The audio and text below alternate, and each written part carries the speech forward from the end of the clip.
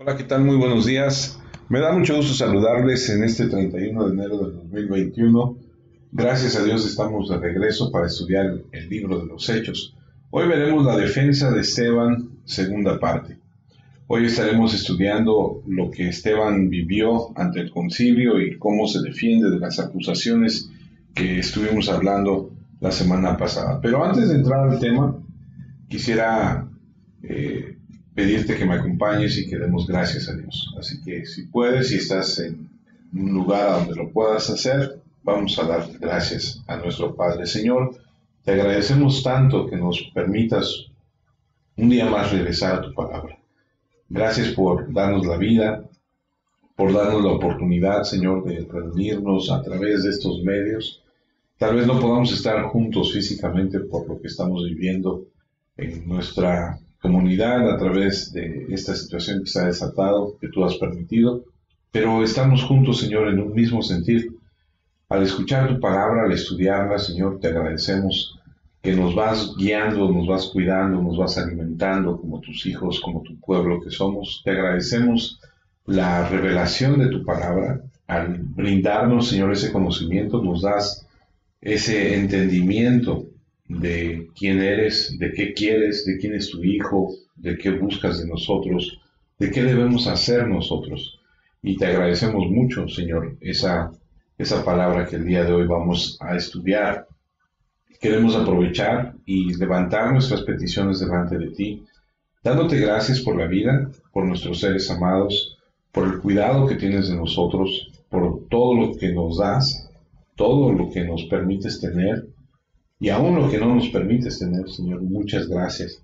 Oramos por nuestra madurez, por el fruto, Señor, que debemos dar. Te pedimos que nos permitas crecer y madurar y que podamos avanzar en nuestra vida espiritual en una relación estrecha contigo, pero no nada más nosotros, sino también nuestros seres amados, nuestros hijos, nuestros cónyuges, nuestros padres, nuestros hermanos, nuestros compañeros en el trabajo, nuestros vecinos, a las personas a las que les compartimos, etcétera, etcétera.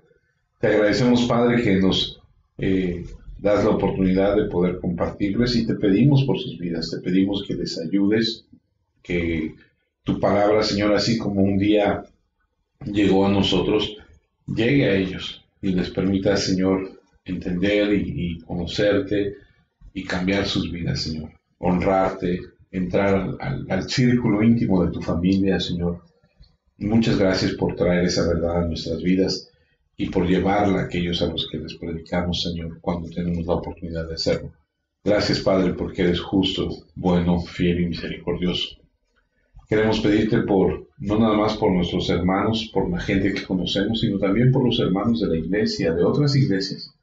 Pedirte que los ayudes, Señor, en sus luchas, en sus tentaciones, en las situaciones que viven, al igual que a los pastores, que renueves sus fuerzas, que los levantes, que les infundas tu fe, Señor, la certeza de que estás con ellos. Gracias por cada hombre, Padre, que predica tu palabra con tu autoridad, Señor, respaldado en tu palabra, Señor, con denuedo, Señor, que confía en ti y no en sus dones, y que confía en ti y no en otras cosas, Señor. Gracias, gracias por los hermanos, gracias por lo que estás haciendo en tu iglesia, en tu pueblo. Gracias por lo que estás haciendo en nuestra ciudad, Señor, en nuestra comunidad. Gracias por las autoridades que has puesto sobre nosotros. Señor, te agradecemos porque sabemos que ellos darán cuentas a ti, Señor, y tú mueves, Señor, dice tu palabra, el corazón del Rey como tú quieres, hacia donde tú quieres llevar a la gente, Señor, y te agradecemos por ello. Eso determina que estamos en tus manos, Señor, y que tú haces, Señor, lo que tú quieres, como siempre. Gloria y honra sean dadas a ti, Señor. Bendito seas tu Padre, en Cristo Jesús. Amén, Señor. Amén. Bendito sea el Señor. Pues gracias a Dios que estamos de regreso. Hemos estado a través del libro de los Hechos aprendiendo para que podamos entender la naturaleza de la iglesia desde su comienzo. Es decir, hemos ido al libro de los Hechos a donde nace la iglesia. Y nos encontramos moviéndonos a través de esta historia temprana de la iglesia y los fundamentos que se establecieron. en ella misma. Ahora estamos en el capítulo 7 y el libro de los Hechos nos va a mostrar un evento muy significativo, el arresto y el asesinato de un cristiano a causa del Evangelio. La iglesia, cuando llegamos a este capítulo, ha tenido un impacto significativo en la ciudad de Jerusalén, tanto que en la misma escritura, ahí en Hechos 5, si me acompaña, versículo 28, dice lo siguiente: les advertimos que dejaran de enseñar acerca de ese hombre, pero claro, siguen en las mismas y han llenado a Jerusalén de sus enseñanzas. Ustedes están tratando de echarnos la culpa por la muerte de ese hombre. Estas palabras son palabras del Sanedrín, el mismo concilio ante el cual se encuentra Esteban en este momento, que se ha reunido y a donde se encuentra el sumo sacerdote. Y estas son las palabras del sumo sacerdote a los apóstoles. Les dimos órdenes estrictas, dice otra versión, que no siguieran enseñando en este nombre. ¿Qué nombre? El nombre de Jesús. Y sin embargo has llenado Jerusalén con tu enseñanza y tienes la intención de traer la sangre de ese hombre sobre nosotros. Bueno, la verdad es que eso hicieron exactamente. Lo que pretendía la iglesia primitiva era llenar la ciudad de Jerusalén con la enseñanza del Evangelio de Jesucristo. Tenían la intención de predicar en su nombre. Y cuando el consejo les dijo que se detuvieran, dijeron que no podían. De hecho, en el siguiente versículo del que acabamos de leer, Pedro dice: ustedes juzguen, ¿obedeceremos a Dios o a los hombres? Predicar el Evangelio no fue solo un mandamiento, no solo era una comisión, era una pasión en sus corazones. Todos se habían transformado y no podían contener el mensaje. Fueron a todas partes. La iglesia día a día crecía y el Señor estaba agregando a la iglesia todos los días a los que debían ser salvos. Para empezar, empezaron con 3,000. Luego hubo otra predicación de Pedro y se unieron 5,000 hombres, más mujeres. Y la iglesia pudo haber llegado al quinto o sexto capítulo, hasta como con 20,000 personas. Está literalmente en toda Jerusalén. No tienen ninguna instalación ni edificio, por lo que ocupan los patios del templo, y ahí donde constantemente hay gente entrando y saliendo todo el día, predicando el Evangelio del Señor Jesucristo. Esto, claro, al Sanedrín de Jerusalén no le ha caído nada bien, porque ellos son los responsables de la muerte de Jesús y no les agrada en absoluto la idea de que estén llenando Jerusalén con su nombre. Y no solo eso, no solo están predicando el Evangelio, sino que están acusando al concilio y a los líderes de Israel por la sangre de Jesús. Están declarando que su sangre está en sus manos por haber enviado a su propio Mesías a ser ejecutado por los romanos. Y a medida que la iglesia continúa creciendo y floreciendo, se empieza a organizar. Para el capítulo 6 es a donde escogen algunos hombres llenos de fe, llenos del Espíritu Santo, llenos de sabiduría, hombres puros, nobles, hombres sabios, y les dan la responsabilidad de cuidar a las viudas griegas de la iglesia. Pero estos son más que hombres que sirven. Estos son hombres nobles que articulan la verdad. Dos de ellos, de los que más sabemos, son Esteban y Felipe. En este capítulo nos dice todo lo que necesitamos saber acerca de Esteban. A Felipe lo veremos en el próximo capítulo. Estos hombres no eran solo sirvientes que cuidaban de las viudas. Fueron predicadores extraordinarios, poderosos, efectivos. Y así en el caso de Esteban, no solo conocemos a un hombre que es elegido de entre la iglesia para servir a la iglesia, sino que conocemos a un hombre que fue un predicador y obtenemos una idea de su predicación. Este es su sermón completo de un creyente de la iglesia primitiva. Ese es un modelo de cómo predicaban. Y como dijo Lutero, sabían una cosa con certeza en la antigüedad. El Antiguo Testamento fue la cuna en la que se pone al niño Jesús. Ellos, desde el momento en que nuestro Señor les enseña a los apóstoles en el camino de Maús todas las cosas concernientes a Él, a la ley, los profetas, los testimonios, entienden el significado, cobra un significado real el Antiguo Testamento en sus vidas y empiezan a ver a Cristo en Él. Poco a poco fueron entendiendo el Antiguo Testamento de una manera como nunca antes lo habían entendido. Y aprendemos aquí que Esteban, que el Evangelio y la venida de Cristo tienen sus raíces en los tratados de Dios con Israel registrados en el Antiguo Testamento. Es decir, Esteban sabe acerca de esto, y eso es exactamente el enfoque que él tiene en su sermón en el capítulo 7 de Hechos, porque él está hablando con judíos y está hablando con los judíos de la Corte Suprema de Israel, el Consejo, el Sanedrín. Cuando termina el capítulo, lo ejecutan de la misma manera que habían ejecutado a su Señor. Diferentes medios, mismo fin. Al llegar al capítulo 7, Esteban está siendo juzgado y el sumo sacerdote le pregunta, ¿son así estas cosas? Bueno, ¿de qué cosas estamos hablando? La acusación es la siguiente, en el versículo 11 dice, le hemos oído hablar. Dicen algunos palabras blasfemas contra Moisés y contra Dios. Y luego en el versículo 13 aparecen otros testigos falsos que dicen, ese hombre, hablando de Esteban, habla incesantemente contra este lugar santo y la ley. Entonces hay 4 categorías de acusación contra Esteban.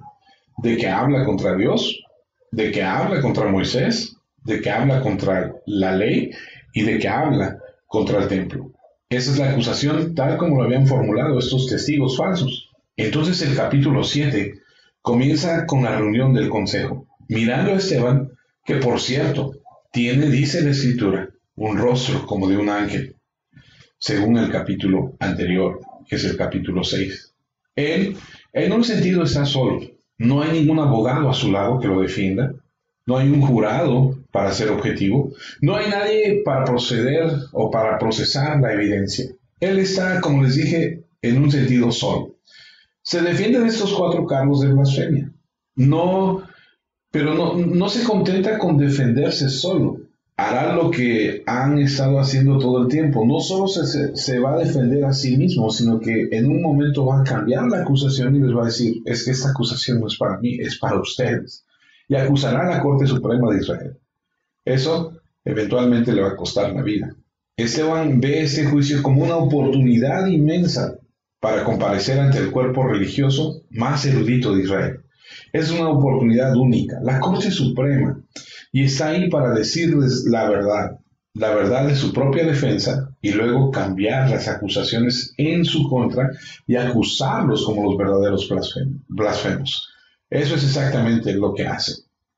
La última vez hablamos que estas 4 acusaciones que tienen en mente, Esteban se va a defender de esto. Y lo primero que hace es captar su interés y captar su oído. Al hablar con los judíos, comenzó por donde siempre necesitas y quieres comenzar, que es el Antiguo Testamento, que todos ellos conocen muy bien. Y empieza a construir su defensa y acusación a partir de la historia del Antiguo Testamento. Tienes que responder a las acusaciones de que es un blasfemo. Que es un blasfemo de Dios, de Moisés, de la ley y del templo. Y él se defiende nuevamente contra eso, con las cosas que se dicen acerca de estas 4 cosas, estas 4 realidades del Antiguo Testamento. Y entonces da la vuelta a la acusación y los acusa de blasfemos al llevarlos directamente a través de sus antepasados, que también eran unos blasfemos. Son fieles a su herencia blasfema y rebelde, y los acusa de la sangre del Mesías, del asesinato al justo. Y esto desencadena su odio mortal hacia él y al final, como ya les he dicho, le va a costar la vida. Cuando miramos el sermón, vemos que se divide en 4 categorías. Va a hablar de Dios primero, de Moisés, de la ley y el templo. Y es una defensa razonada y bíblica. Y a lo largo de este sermón, de esta defensa, Esteban va a citar el Antiguo Testamento y tiene un conocimiento asombroso y una facilidad literal con el Antiguo Testamento. Yo estoy bastante seguro de que no estaba usando ninguna notas, sino que conocía de lo que hablaba. Y la primera acusación contra la que él se defiende es que lo han acusado de ser un blasfemo de Dios. Eso está en el versículo 11, y lo acusan de ser culpable de hablar palabras blasfemas contra Dios. Entonces, él, en la parte inicial del capítulo, esto ya lo vimos, él responde y dice, oídme hermanos y padres. Y por cierto, el Sanedrín que está ahí, está conformado por 70 sacerdotes más el sumo sacerdote, y hay muchos otros testigos. Estaba mucha gente en la sinagoga que indujo a los testigos falsos porque estaban ofendidos por él, y un montón de otras personas. Hay una multitud, y mientras Esteban presenta la vida de José en su defensa, incluso puedes ver destellos de Cristo. Déjame ponerte un ejemplo, porque la semana pasada hablamos de esto y empezó a defenderse en contra de la acusación, que es la primera, que es un blasfemo en contra de Dios. Y mientras él presenta la historia de José y va defendiéndose y va llevándolos a un conocimiento de que él es parte de ellos, de que él respeta a Dios y lo reconoce como tal, el Dios de gloria y todo eso, hay algo interesante en la vida de José que te deja ver a Cristo también. Porque mientras presenta la vida de José en su defensa, podemos ver destellos de Cristo. José era parte del pueblo elegido, también Cristo. José fue vendido por envidia, también Cristo. José fue enviado a un pozo para morir y sin embargo fue rescatado de eso. Cristo murió y resucitó. Cristo fue aceptado por los gentiles como José fue aceptado por los gentiles, aunque rechazado por su propio pueblo. Cristo fue humillado como José y luego exaltado como José. Cristo fue rechazado la primera vez y José también.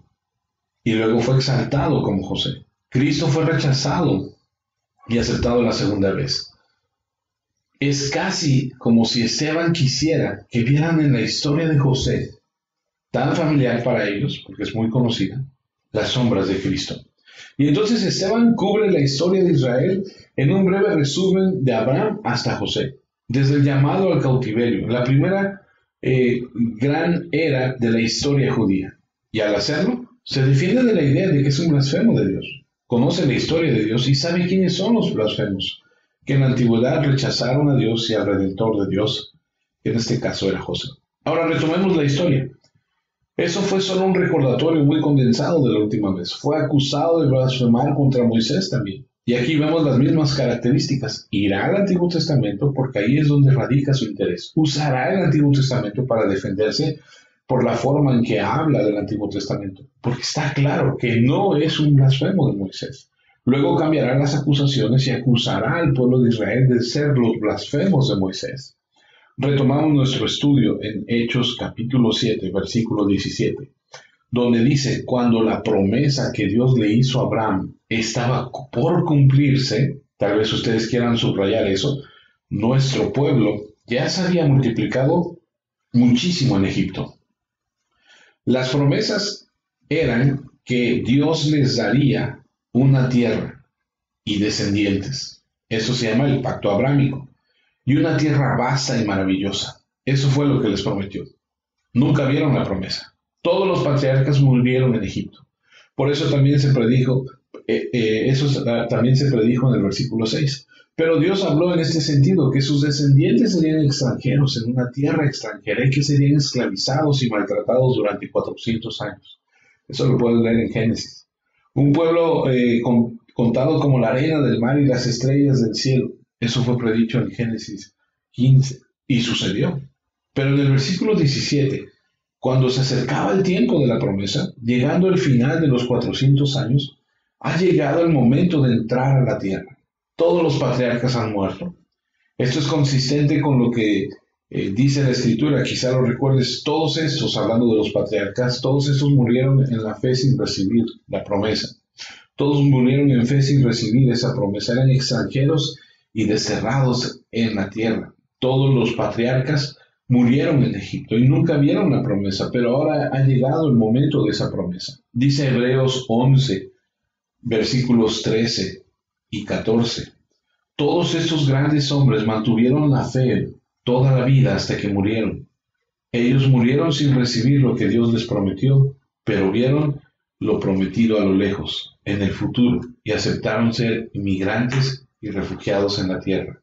Al obrar así, demostraron claramente que buscaban otra patria. Sus hijos ahora estaban creciendo en Egipto, y era hora de que Dios hiciera realidad la promesa que había asegurado a Abraham. Están teniendo hijos, más hijos, más hijos, más hijos, y se está multiplicando enormemente. Dios los está protegiendo, los está bendiciendo, los está multiplicando. Se están convirtiendo en una comunidad masiva y representan, según el nuevo faraón, que por cierto no conoce a José, en una seria amenaza. Hechos 7:18 dice, entonces llegó al poder en Egipto un rey que no sabía nada de José.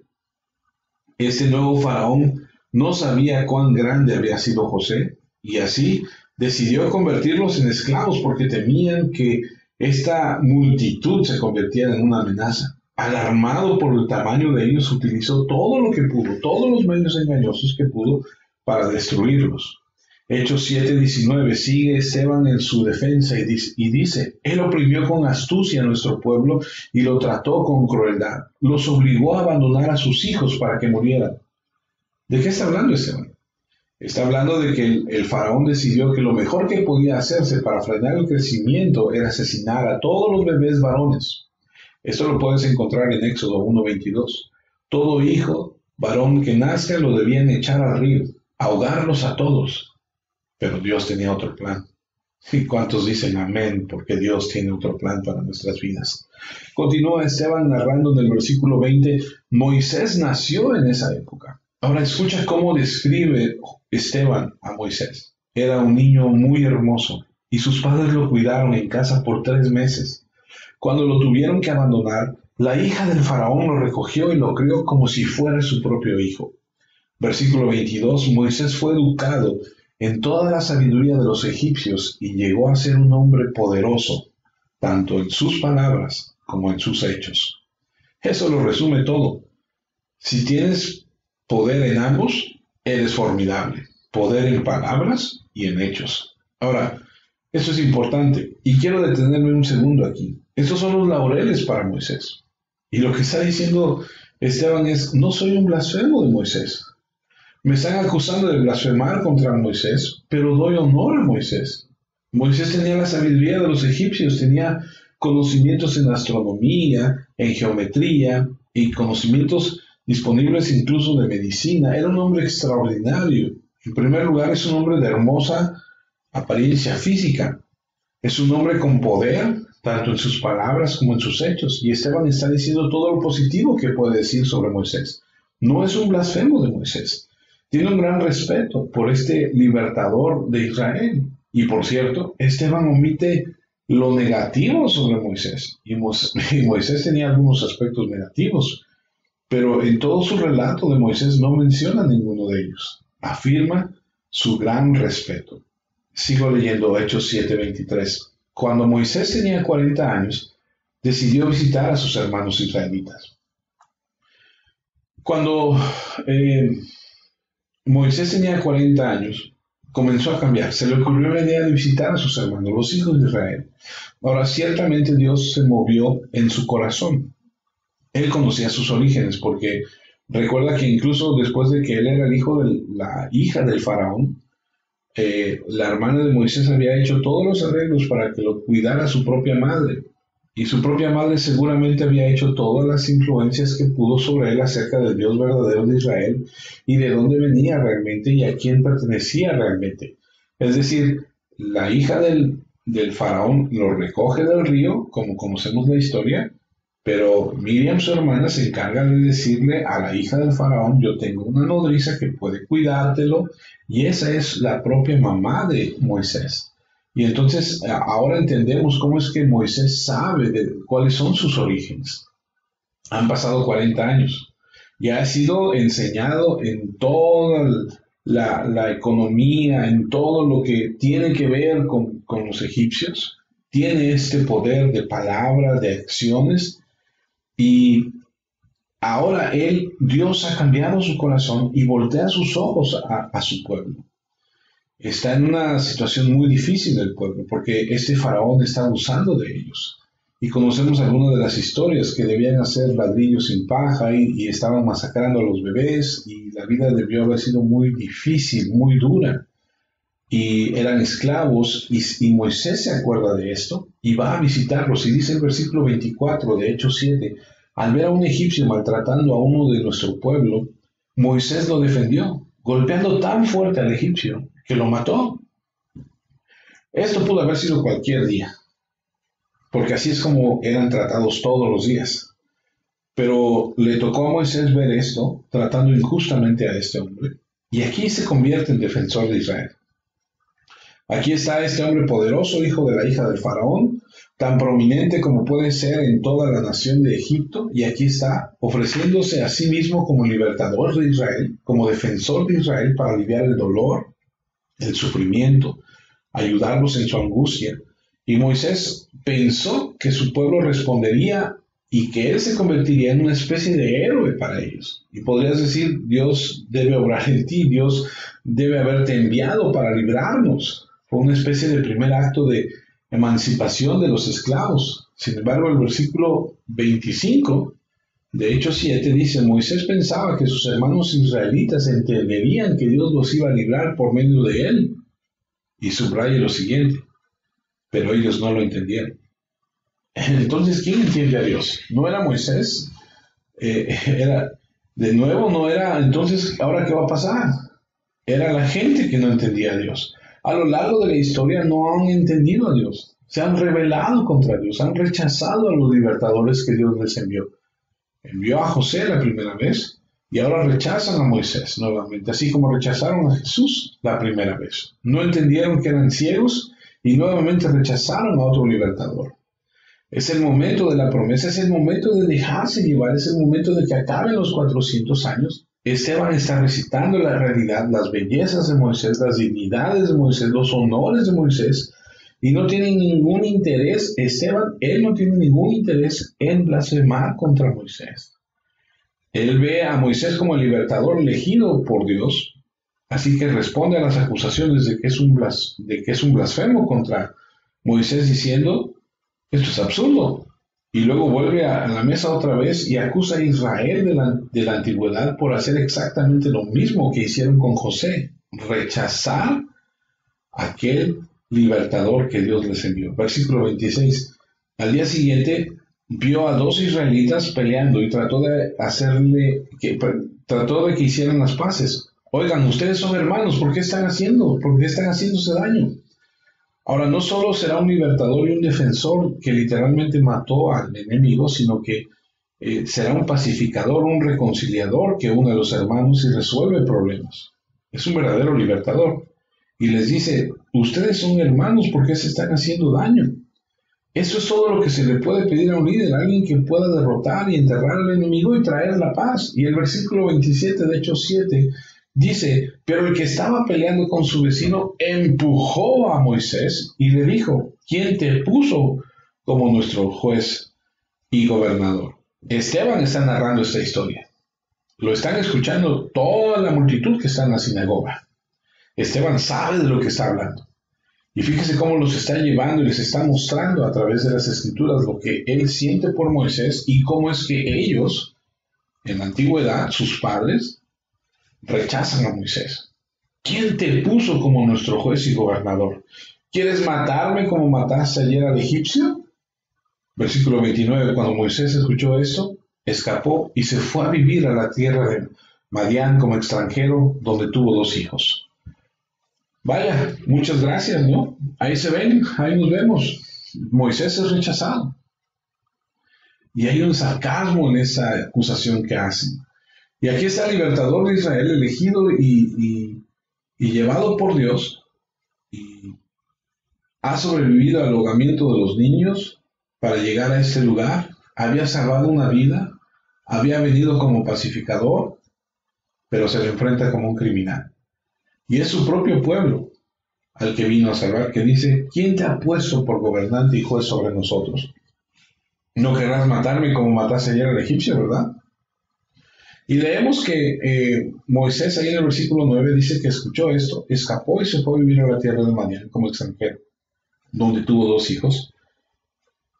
Y tenía que salir porque había matado, su pueblo lo había rechazado, no lo quería como libertador, no lo querían como pacificador. ¿Y cuál es el punto de Esteban? Su punto es este. Israel es el rechazador.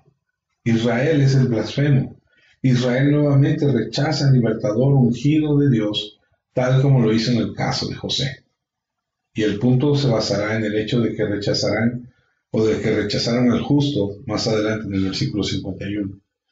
Sigo leyendo Hechos 7:30. Después de 40 años, Moisés estaba en el desierto cerca del monte Sinaí, cuando un ángel se le apareció en las llamas de un arbusto que ardía. aplazaron 40 años. Quizá por eso no fueron 400 años cerrados, sino más bien 430 años. Israel blasfemó contra Moisés y por lo tanto blasfemó contra Dios, porque Moisés era el libertador elegido por Dios. Rechazaron a su redentor enviado por Dios y entonces la redención se pospuso 40 tortuosos años más. Pero nuevamente al final de esos 40 años un ángel se le aparece en el desierto, en el monte Sinaí, que había ahí donde él está en el desierto, y nos preguntamos, ¿qué ha pasado durante 40 años? Bueno, conoció a una de las hijas de Jetro, que era un pastor, de nombre Séfora, se casó con ella, tuvo familia, y al término de estos 40 años se aparece este ángel en esta zarza ardiendo, en el tercer capítulo de Éxodo, y retoma Dios el tema. Versículos 31 en adelante de Hechos 7. Moisés se asombró al ver eso. Recuerda que está narrando Esteban. Entonces se acercó para ver mejor y oyó la voz del Señor. Yo soy el Dios de tus antepasados, el Dios de Abraham, Isaac y Jacob. Moisés estaba temblando y sintió tanto temor que ni se atrevía a mirar. Entonces el Señor le dijo, quítate las sandalias porque estás pisando tierra sagrada. He visto que mi pueblo está sufriendo mucho en Egipto. He escuchado sus gemidos. Yo bajaré para sacarlos de ahí. Ahora ven que te voy a enviar a Egipto. Dios es fiel y cumple sus promesas. Amén. Rescatará a su pueblo. Ese increíble lugar se convierte en un lugar santo, no por ninguna otra cosa, simplemente porque Dios apareció ahí. Su presencia fue lo que hizo de ese lugar un lugar santo. Dios no se había olvidado de su pacto, estaba listo para traer de nuevo de vuelta a este libertador. Te enviaré a Egipto, y Dios es fiel a su promesa. Versículo 35 de Hechos 7. A ese mismo Moisés que rechazaron cuando le dijeron, ¿quién te puso como nuestro juez y libertador? Dios lo envió para ser el gobernante y libertador por medio del ángel que vio en aquel arbusto. Rechazaron a José la primera vez, vino por segunda vez y fue libertador. Rechazaron a Moisés la primera vez, vino por segunda vez y fue libertador. ¿Ves eso mismo en Cristo? Rechazaron la primera vez y volveremos de nuevo con una plena liberación. Versículo 36. Así que Moisés sacó al pueblo de Egipto, hizo maravillas y señales milagrosas en Egipto, esos son las 10 plagas, y el Mar Rojo, y luego en el desierto durante 40 años. ¿Qué busca Esteban con esto? Él les ha mostrado a los judíos que tenían un patrón constante y continuo de rechazar a los grandes libertadores de Dios. Siempre se enorgullecían de su gran amor por sus líderes históricos, pero sus padres habían rechazado de plano tanto a José como a Moisés. Históricamente fueron blasfemos de Dios porque blasfemaron sobre las intenciones y propósitos de Dios con sus líderes elegidos. Ellos fueron los que rechazaron a Dios. Ellos fueron los que rechazaron a Moisés y él pone el peso de rechazo sobre ellos. Recuerda la parábola de Dios enviando siervos y que ellos golpean a los siervos y echan a los siervos y terminan matando a estos siervos. Así Israel trató a los líderes elegidos por Dios. Versículo 37 de Hechos 7. Este es el mismo Moisés que les dijo a los israelitas, Dios les dará un profeta que vendrá de entre ustedes mismos, será como yo. Y en ese punto habla directamente del Mesías. Este Moisés que ustedes rechazaron fue el mismo que profetizó la venida de un profeta como él, un profeta elegido de Dios, apartado de Dios. Todos sabían que era una profecía mesiánica. Anote esto, de Deuteronomio 18. Todos lo sabían. Moisés fue un libertador de entre su propio pueblo. Jesús también. Moisés bajó de un palacio a un papel de esclavo para rescatar esclavos. Jesús también. Moisés se ofreció a sí mismo y fue rechazado. Jesús también. Moisés dejó Israel para ir a una tierra gentil y tener una familia. Jesús dejó Israel para levantar una semilla entre los gentiles. Moisés regresó por segunda vez para redimir a su pueblo y llevarlo a una tierra prometida. Jesús regresará por segunda vez y conducirá a su pueblo a la tierra prometida. Una vez más, la historia de Moisés es como un presagio de la historia de Jesús. Se enorgullecían de creer en Moisés y honrar a Moisés y exaltar a Moisés, y de que Esteban era una especie de blasfemo, cuando fue Esteban quien creyó con todo su corazón en el Mesías mismo de quien Moisés escribió. Por cierto, Pedro ya los había acusado sobre este mismo punto en el capítulo 3, versículo 22, en este maravilloso segundo sermón que predicó. Moisés dijo y citó: el Señor Dios te levantará un profeta como yo de entre tus hermanos. A él prestarás atención a todo lo que diga. Y será que toda alma que no escuche a ese profeta será completamente destruida entre el pueblo. Ese profeta es Cristo. Esteban, como creyente en Jesucristo, le dio más honor a Moisés que nadie. No se podía honrar a Moisés sin honrar a Cristo. Esteban responde entonces a la acusación de la blasfemia. No fue un blasfemo de Moisés. Él da elogios a Moisés, honra y respeta a Moisés, pero lo más importante es que él cree en aquel de quien habló Moisés. No es un blasfemo de Dios, ni de Moisés. Y entonces va a ir al tercer cargo de que lo acusan, que es un blasfemo de la ley. Y el versículo 38 de Hechos 7 dice: es el mismo Moisés que estaba con nuestros antepasados en la reunión que hubo en el desierto. Él también estuvo con el ángel que le habló en el monte Sinaí. Moisés recibió palabras que dan vida y no las dio a nosotros. No le faltaba el respeto a la ley. Él sabe que la congregación en el desierto es reunida al pie del monte Sinaí y esperó que la ley llegara a Moisés con la ayuda de los ángeles, como se repite al final del versículo 53, la ley ordenada por los ángeles. Moisés está en el monte Sinaí, recibe la palabra de Dios, y eso fue en el capítulo 19 de Éxodo, la palabra de Dios que vive y permanece para siempre. El Señor Jesús dijo que ni una pequeña partícula de esa ley pasará hasta que se cumpla toda. Entonces vio la ley de Dios como la mismísima palabra de Dios, vio la ley que llevó a Moisés en el Sinaí como divina. Dice Hebreos 4:12, la palabra de Dios vive, es poderosa y es más cortante que cualquier espada de dos filos. Penetra tan profundo que divide el alma y el espíritu, las coyunturas y los huesos, y juzga los pensamientos y sentimientos de nuestro corazón. Fue una revelación espiritual del cielo. No es un blasfemo de la ley, no desprecia la ley. Entendió que Dios es el autor y los ángeles son los mediadores y Moisés es el destinatario. Eso es importante porque él en esa tercera acusación, él reconoce que Moisés estaba en esa reunión y que recibió las palabras que dan vida y que se las había dado a ellos. Leo Hechos 7:39. Pero nuestros antepasados no le hicieron caso a Moisés, lo rechazaron y prefirieron estar de nuevo en Egipto. Escuche esto, le dijeron a Aarón: haz para nosotros dioses que nos guíen, porque no sabemos qué le pasó a Moisés, el que nos sacó de Egipto. Vaya que tienen poca memoria.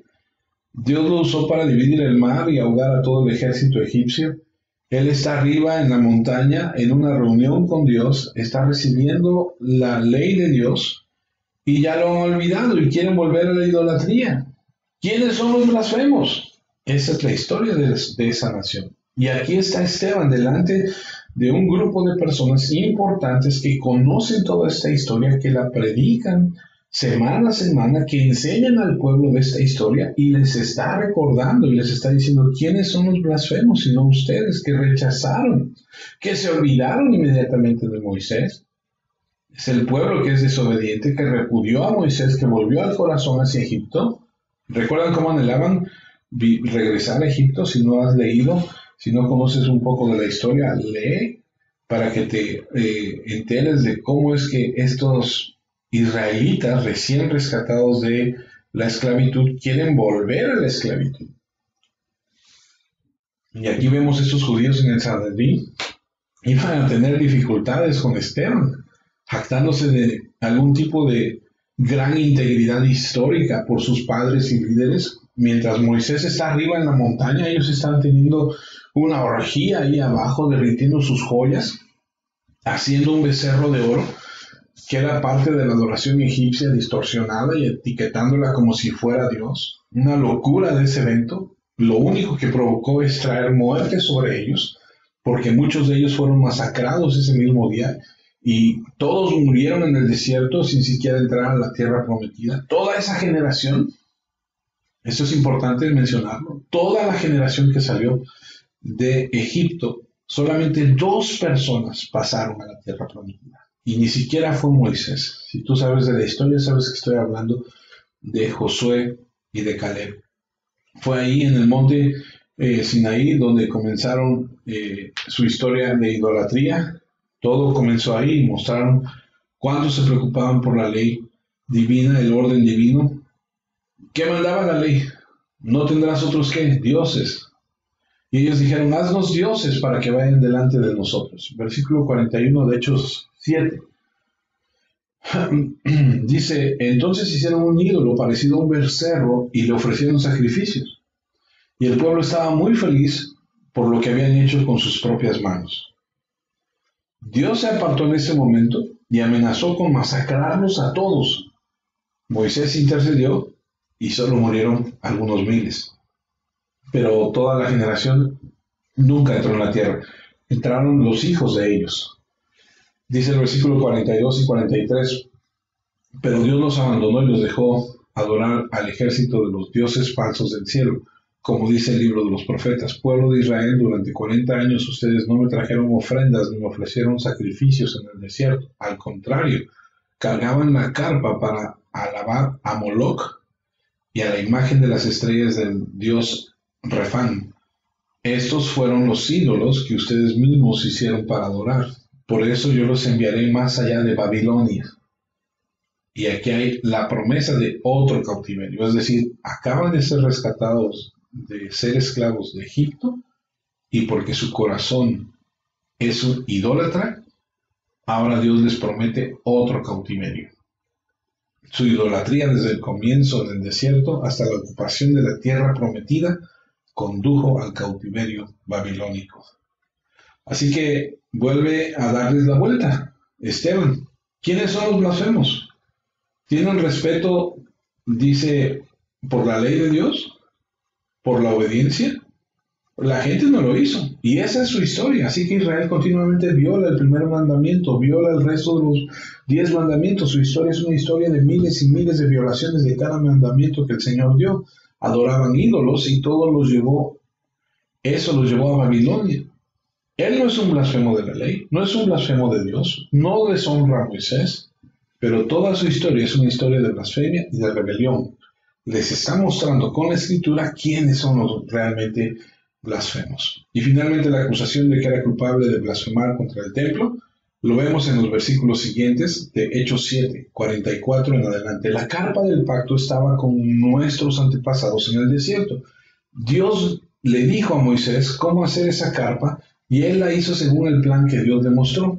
Nuestros antepasados tomaron posesión de las tierras que les pertenecían a las naciones que Dios expulsó de ellos, y esa carpa se les entregó en el tiempo de Josué y estuvo con ellos hasta el tiempo de David. Ese fue un tabernáculo de testimonio. ¿Qué quiere decir él con esto? Quiere decir que fue un testimonio de Dios. Dios habló en esa tienda. Todos los elementos de esa tienda eran de alguna manera símbolos terrenales de la gloria de Dios, de la majestad de Dios, del carácter de Dios, de la naturaleza de Dios, de los pactos de Dios, de la redención de Dios. Era una tienda para dar testimonio en el desierto y se iba a construir y a trasladar por el desierto. Y todas las tribus rodeaban esa tienda. Era el punto focal. Si tú sabes un poquito acerca de la historia de Israel, sabes que ese es el templo del tabernáculo. Es una gran carpa donde se hacía todo este ritual del sacrificio y a donde se ofrecían estos sacrificios. Y es muy, muy importante este lugar. Y las instrucciones para esa tienda que le dio Dios a Moisés en el libro del Éxodo fueron llevadas a cabo exactamente como Dios lo pidió. Le habló a Moisés y le indicó que lo hiciera según el modelo que había visto. Eso lo encuentras en Éxodo. Fue un testimonio de Dios. No estoy en contra del templo. El templo comenzó en el tabernáculo. Comenzó con esa carpa y fue testimonio de Dios. Y ellos lo recibieron a su vez y nuestros padres lo trajeron con Josué al despojar a las naciones cuando entraron en la tierra de Canaán. y echaron a las naciones y se establecieron en la tierra. Trajeron esa tienda, el tabernáculo, y a quien Dios les había ordenado y les dio la fórmula para construirlo, lo hicieron, expulsaron a las naciones, y esa tienda estuvo ahí hasta el tiempo de David. Ahora, David estaba peleando guerras contra todos los grupos alrededor, contra todas las tribus, y finalmente, cuando David derrotó a todos los enemigos y expulsó a todos los que estaban ahí, trajo la paz, y de repente miró la tienda de Dios y dijo, eso no está bien. Según el libro de 2 de Samuel 7, dice, voy a construir una casa adecuada para Dios. Y David pensó y dijo, yo tengo una casa muy bonita, y Dios tiene una tienda, una carpa. David dijo, voy a hacer esto, voy a construir un lugar para Dios. Pero Dios impide, a través de un profeta, que Dios haga esto. Le dice, no, porque tú eres un hombre de sangre, es decir, has derramado mucha sangre, tú no puedes hacer esto. Pero va a permitir a su hijo Salomón construirla. Y Salomón recibe el encargo de construir el primer templo. Hechos 7, 46 y 47. David contaba con la aprobación de Dios y le pidió permiso para construir un templo donde el pueblo de Jacob pudiera adorar, pero Salomón fue el que construyó el templo. Y entonces Esteban reconoce que fue dado por Dios a Salomón, y Salomón siguió el modelo que Dios había ordenado, y Salomón construyó finalmente la casa de Dios. Pero tienes que mantenerlo en perspectiva. Versículo 48. Sin embargo, el Dios Altísimo no vive en casas hechas por manos humanas, como dice el profeta. El Señor dice, el cielo es mi trono, la tierra es es un banquillo para mis pies. ¿Qué clase de casa pueden construir para mí? No hay ningún lugar donde yo necesite descansar. ¿Qué está diciendo Esteban? No exageren la importancia del templo. No se exceda de eso. Recuerden las palabras de Salomón. Él estaba enorme e infinitamente más allá de un edificio. Y cuando Esteban se enfrenta al concilio, ellos adoraban ese edificio y no a Dios. Cuando el templo de Salomón fue destruido bajo el juicio de Dios, y luego el templo de Zorobabel fue destruido nuevamente bajo el juicio de Dios, y el templo de Herodes fue construido, vemos la historia de cómo se ha ido desarrollando esta historia de este templo. El templo de Herodes ya había sido de hecho maldecido por Jesús y pronto sería destruido cuando dijo, no quedará piedra sobre piedra. Y por cierto, ese templo aún no había sido destruido porque fue 70 años después de que Cristo murió. Lo que sí es cierto es que en el templo de Herodes, cuando Cristo muere, el velo se rasga de arriba hacia abajo y el lugar santísimo está expuesto. Esteban está diciendo, reconozco que Dios ordenó una tienda, ordenó este templo, entiendo, pero Dios es más grande que tu edificio y estás blasfemando contra Dios al pervertir el templo como si fuera el templo mismo santo, y has convertido el templo en eso. Y nuestro Señor Jesús dijo de hecho que ustedes han convertido este lugar en una cueva de ladrones. Y bueno, eso es algo muy importante porque ellos adoraban al templo, es decir, lo tenían en muy alta estima. Y creo que hasta el sermón de Esteban es posible que los creyentes no estuvieran seguros de qué lugar ocupaba el templo. Pero estaban muy mal.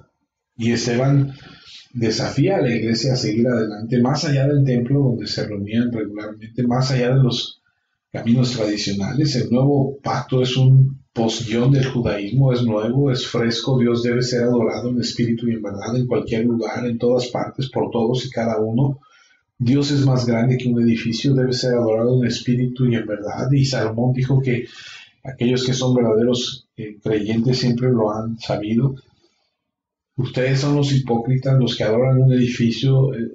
Es un predicador poderoso. Esteban se está defendiendo, cree plenamente en Dios, Moisés, la ley, el templo. Todos ellos están ordenados por Dios, diseñados por Dios para los propósitos de Dios. No rechazan Moisés, la ley, el templo o Dios, pero ellos en su historia siguen el patrón exacto de los rechazos del pasado. Qué importante es cuando Esteban está dando su defensa, su sermón, Cuando los ubica, les dice, David no lo construyó, lo construye Salomón, es destruido, porque la historia de Israel es constante guerra. En este momento está el templo de Herodes, hermoso, una cosa extraordinaria, y ellos se jactaban mucho de ese lugar y le daban tanta importancia que se habían olvidado de que Dios no puede habitar en un lugar como ese. De hecho, lo han convertido en un lugar, una cueva de ladrones, y bueno, les cambia la perspectiva, él lo ve desde otro punto de vista, y llegamos al versículo 50 de Hechos 7 y dice, recuerden que yo hice todo eso, ustedes son muy tercos, son como los paganos en su forma de pensar y de entender, siempre se rebelan contra el Espíritu Santo igual que sus antepasados. ¿A cuál de los profetas no persiguieron ellos? Mataron incluso a los que anunciaron que el justo iba a venir, el mismo al que ahora ustedes traicionaron y mataron. Ustedes recibieron la ley de Dios por medio de ángeles, pero no la obedecen. Un argumento valiente, poderoso, inquebrantable que está presentando. Eran apóstatas incondicionales. Eso es lo que significa ser rígido e incircunciso de corazón y de oídos, resistiendo al Espíritu Santo. Eran parte de la misma historia de aquellos que mataron profetas y que ahora han matado al justo. Y dice el versículo 54, al escuchar eso se molestaron tanto que se les veía en la cara lo furioso que estaban, pero Esteban, lleno del Espíritu Santo, miró al cielo, vio el esplendor de Dios y a Jesús de pie a la derecha de Dios, y entonces dijo, miren, veo el cielo abierto y al Hijo del Hombre de pie a la derecha de Dios. Eso detonó que se fueran sobre él, se abalanzaran sobre él, ya no aguantaron más. Hay otra versión de la escritura que dice que crujían los dientes del enojo. A partir de ahí, el versículo 58 dice que lo echaron de la ciudad y comenzaron a apedrearlo. Eso lo veremos la próxima semana. Y les soy muy sincero,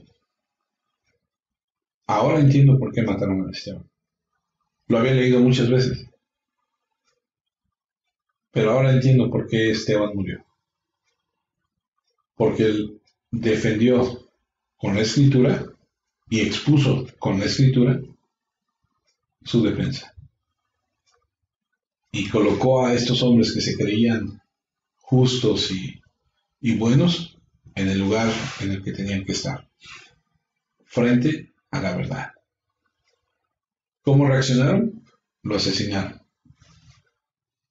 Y me pongo a pensar, si un predicador de primera generación como Esteban, que ha sido un creyente de Jesucristo durante algunas semanas tal vez, o tal vez unos meses, puede predicar con ese tipo de facilidad, con el manejo de la palabra y ese tipo de audacia y coraje, solo puedo decirle al Señor que nuestra generación sea, que nuestros hijos sean, que nosotros seamos como es Esteban, defendiendo la verdad. Oremos, hermanos. Padre, te damos muchas gracias por este momento en tu palabra, por darnos la bendición de estar en tu palabra. Te pedimos que, Señor, tu palabra se haga carne en nosotros y que podamos reflexionar sobre todo lo que hemos aprendido. Tal vez necesitemos más y más, por supuesto, de tu palabra. Me refiero a volver a escuchar el mensaje y a volver a poner atención y a captar lo que estás hablando en nuestra vida. Gracias por esta tecnología que podemos hacerlo. Podemos ir una vez más a escucharlo y el afán y el propósito es entender tu palabra. Muchas gracias por darnos esa oportunidad. Gracias por la vida, por lo que estás haciendo y porque tienes cuidado de nosotros y nos alimentas y nos haces crecer y creer cada día más en ti. A ti sea la gloria y la honra, Padre, en Cristo Jesús nuestro Señor. Amén, Señor. Amén. Amados hermanos, es un gusto como siempre poder exponer la palabra. Habíamos dicho que nos íbamos a reunir este domingo, pero Dios sabe y Dios tiene control. Estamos todavía en una etapa de contagio alto, así que vamos a guardarnos, vamos a pedirle al Señor su bendición para que nos libre de esta situación y que Dios tenga misericordia de nosotros y nos ayude a salir adelante de esto. Tenga ánimo y tenga fe en el Señor. Que no decaiga su fe, que no decaiga la obediencia al Señor. Si Dios permite, estaremos juntos una vez más cuando Él lo decida. Cuídense y estemos en contacto. Que Dios les bendiga. Les mando un fuerte saludo. Iba a decir un abrazo, pero no se puede a través del internet, pero un saludo sí. Espero que estén bien. Oramos por los hermanos que